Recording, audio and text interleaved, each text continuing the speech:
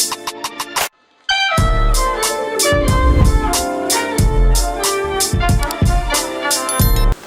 bodgies and widgies, and welcome back to the channel. First of all, we hit 700 subscribers, so a huge thank you for all the support that you have given to me on this channel so far. I've got a few different things in the plans to celebrate 700 subscribers, I guess. It's a small milestone, but it's still a big milestone for me, so huge thank you for that. And before we get into what this video is about, as always, let's acknowledge the traditional custodians of the land that I'm filming on, the land that you're watching this video on, and the really amazing people who are managing our land at the moment, like our councils, our frontline workers, our police, everyone amazing like that. So huge thank you to them, and a massive thank you to you for watching this video. But today, I've wanted to do this video for a while. I say that for all of them, but today specifically, I want to do a care guide on my fancy goldfish. I've had them for just over 2 months now, and I've really learned so much about these beautiful fish that I wanted to show and share with you. So let's look at how to care for these species, what I'm doing to keep my fancy goldfish happy and healthy, and yeah, I really hope you enjoyed this video. But without further ado, let's have a look at my beautiful fancy goldfish.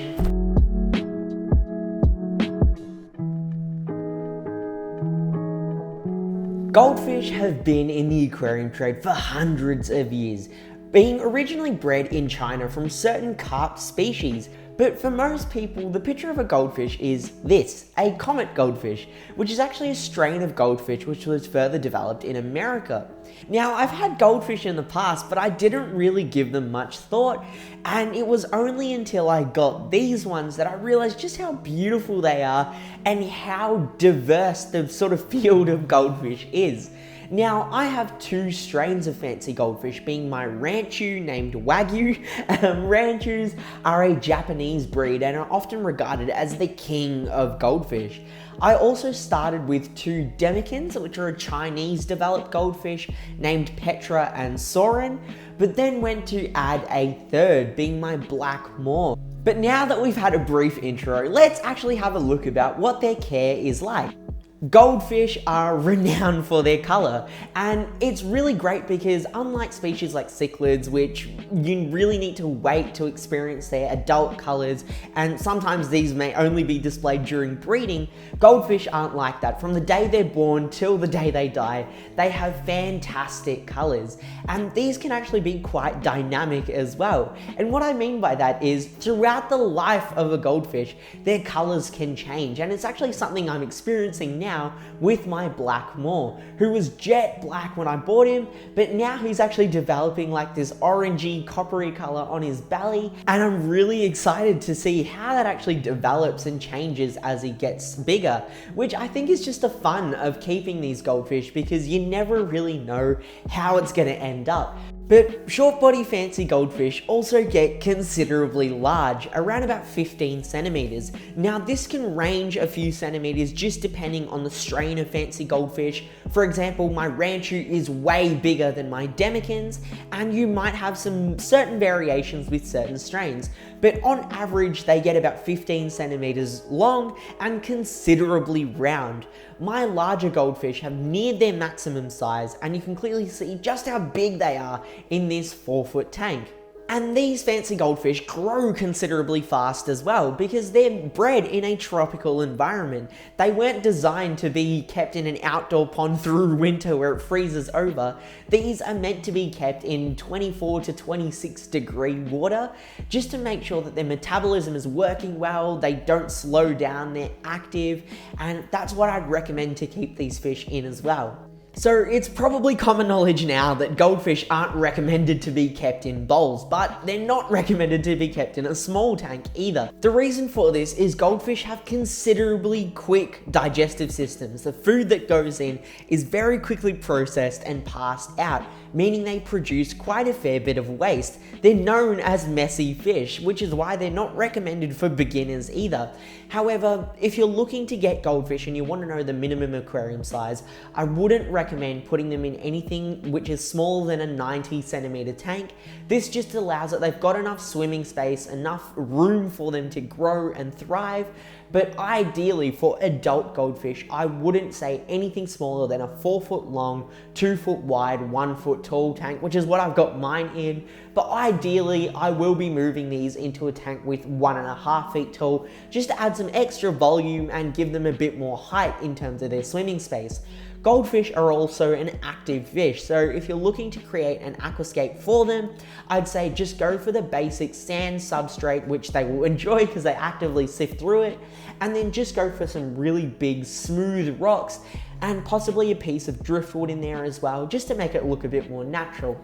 Avoid anything with sharp or jagged edges because these are clumsy fish. Though they've got eyes, they don't really use them too well, and they just constantly swim into things. It's adorable to see, but it can possibly injure them. Now, you can also keep goldfish alone. However, I would recommend to at least keep them with some other fish just for enrichment, and if you can, keep them with other goldfish as well. Though they aren't a schooling fish or, constantly interact with members of their own species, they do show some level of interaction and feeling a bit more confident when other goldfish are around. The question now comes to flow. What sort of flow is suitable for them? And with fancy goldfish, obviously because they're a stubby structure with not really powerful fins to swim or push them through the water, it's just best to have a flow in the aquarium which can move debris and detritus and waste from the bottom of the aquarium into the filter. I'd avoid any sort of power heads or wave makers because their fins can probably get caught in this and just lead to some problems. Just have a good internal filter in the aquarium, and that'll just move the water around. And to finally answer the age-old question of if goldfish can be kept with plants, the answer is yes. I've got mine with plants and I have had no issues whatsoever. But the thing to consider is what kind of plants you're keeping them with. I've got mine in with some ferns, anubias, bulbitis, all of these plants that have very rough, thick leaves. The goldfish can't bite into these or rip them or tear them or shred them. Keep them with big sort of rough leaf plants. You will be perfectly fine and you can have an amazing planted goldfish aquarium. Feeding goldfish is a very easy task, like food is the only thing that is going on in their brains. So I would suggest when you're feeding them, avoid any floating foods, again just for this sort of air gulping problem that they can tend to have. Though you may not think it's too much of a big deal, I'd say for these beautiful fish, it's just better to avoid the risk entirely when you've got a perfectly fine alternative, which is sinking foods.